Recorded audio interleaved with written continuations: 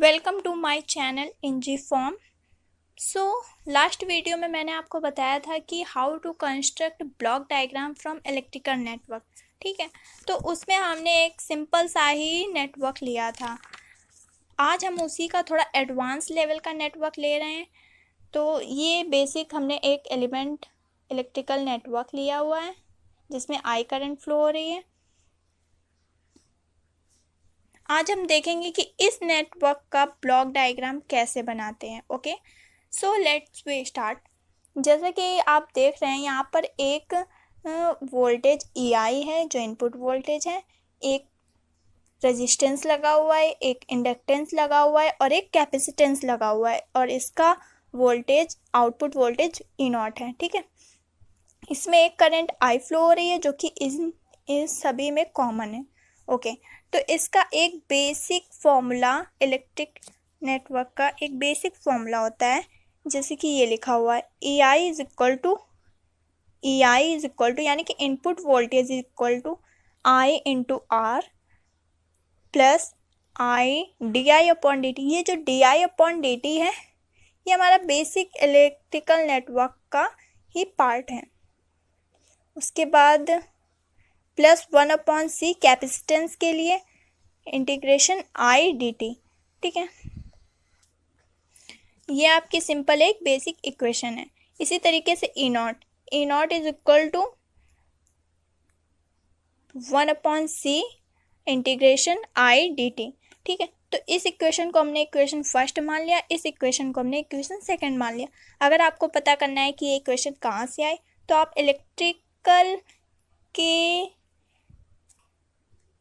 आप electrical subject में यह आपको बताया गया होगा। ओके, सो चलिए आगे बढ़ते हैं। अब हम इसके बाद क्या करेंगे, इसके बाद हम करेंगे टेकिंग लाप्लास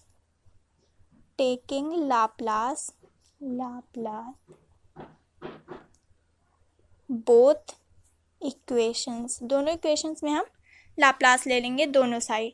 ओके, सो हमने पहली इक्वेशन में लाप्लास अप्लाई किया, IS is equal to IS into R plus L S IS plus 1/SC IS। Okay, ये हमारी पहली इक्वेशन का लाप्लास हो गया। दूसरी इक्वेशन का लाप्लास लेंगे तो क्या होगा, E0S is equal to 1/SC IS।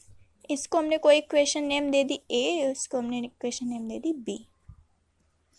अगर हम पहली इक्वेशन को और सिंप्लीफाई करेंगे तो हमारा क्या मिलेगा, EIS is equal to R plus LS plus 1/SC।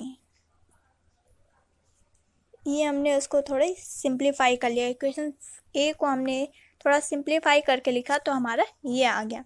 अब हम ब्लॉक डायग्राम बनाना स्टार्ट करते हैं। देखिए, एक इनपुट है, इनपुट वोल्टेज, तो हमने एक इनपुट वोल्टेज इसको IS प्रोवाइड कराया। ओके, एक समिंग पॉइंट।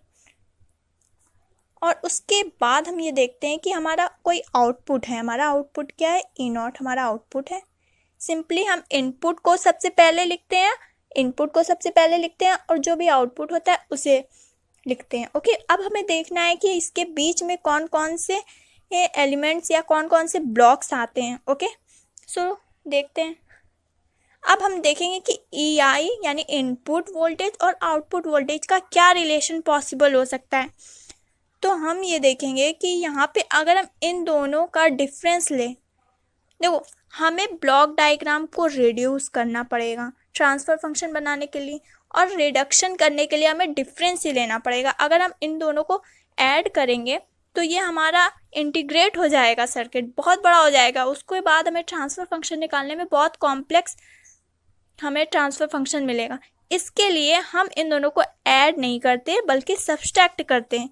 यहाँ पे हम सब्सट्रैक्ट का साइन लगाते हैं क्योंकि हमें सर्किट को, ब्लॉक डायग्राम को बेसिकली रिड्यूस करना है। अगर हम इन दोनों को कनेक्ट करेंगे सिंपली तो क्या मिलेगा, यानी कि हम इन दोनों को करेंगे तो हमें मिलेगा EIS यानी इनपुट माइनस आउटपुट। अब हम इनपुट माइनस आउटपुट करेंगे तो देखिए क्या मिलता है। यहाँ से इक्वेशन फर्स्ट, इक्वेशन बी और इस इक्वेशन नाम सी दे दो। इक्वेशन बी एंड सी में अगर हम सब्सट्रैक्ट करके देखेंगे तो हमारा क्या मिलेगा, A I S minus A naught S is equal to, अगर हमने इससे और इसको सब्सट्रैक्ट किया तो ये 1/SCIS, इसमें भी 1/SCIS है। ओपन करने के बाद ये SCIS हो जाएगा। ओपन करेंगे तो क्या होगा, RIS plus LSIS plus 1/SCIS। और जब हम इस पूरे से इसको सब्सट्रैक्ट करेंगे तो 1/SCIS दोनों कैंसिल आउट हो जाएंगे। हमें क्या मिल जाएगा, simply R plus LS into SIS।